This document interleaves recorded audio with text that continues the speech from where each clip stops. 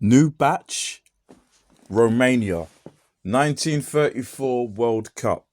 Romania competed in their second World Cup in a row, being one of the original 13 and one of the four nations that made the trip to Uruguay in 1930. This time, a shorter trip for them when they travelled to Italy to compete. Originally, the 1930 team was picked by King Carol II of Romania.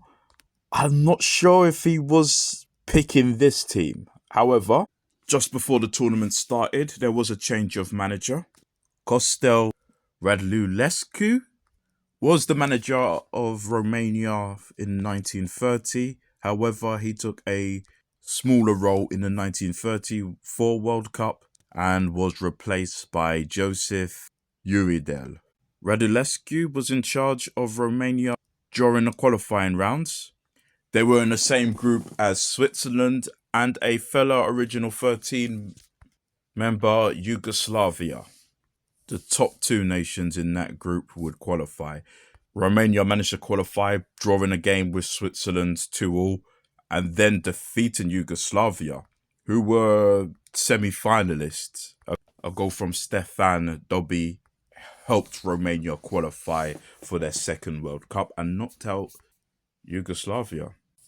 Also, a couple of returning players from the 1930 team made it into the 1934 Romania team, such as Nikolai Kovacs, Rudolf Burger, and Emmerich Vogue.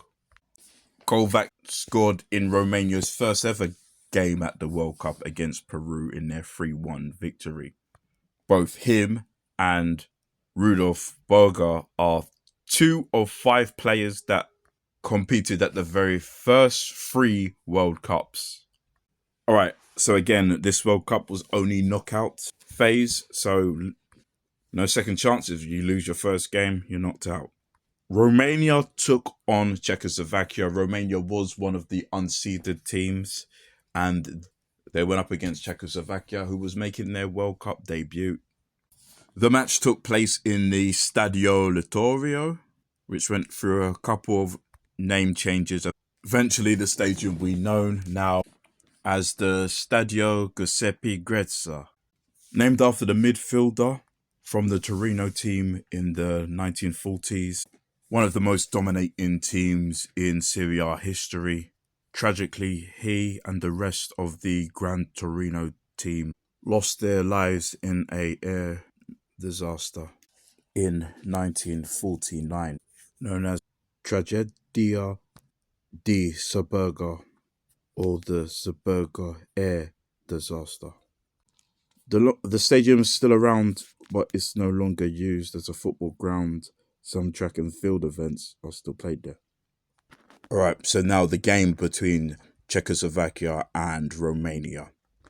Romania had a great start. Stefan Dubé, who also scored Romania's winning goal against Yugoslavia to put them into the World Cup in 1934, led in only the 11th minute. But in the second half, Czechoslovakia was able to come back. First, Antonin Puch became Czechoslovakia's very first goal scorer at the World Cup, equalising in the second half. Oldrich Neledli would get the winner for Czechoslovakia and knock out Romania. He would also become the top scorer of this World Cup. And like I said, with that, knocked out Romania from their second World Cup.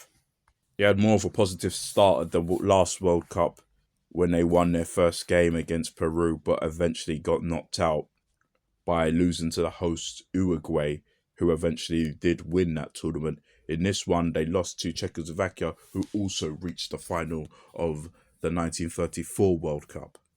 So I would say with Romania, they were knocked out by both teams who do reach the finals. So if anything, they've been unlucky not to go further in both tournaments. They do return 4 years later in the 1938 World Cup in France, where they was knocked out by Cuba. They don't return back to the World Cup till 1970, which Mexico were the hosts.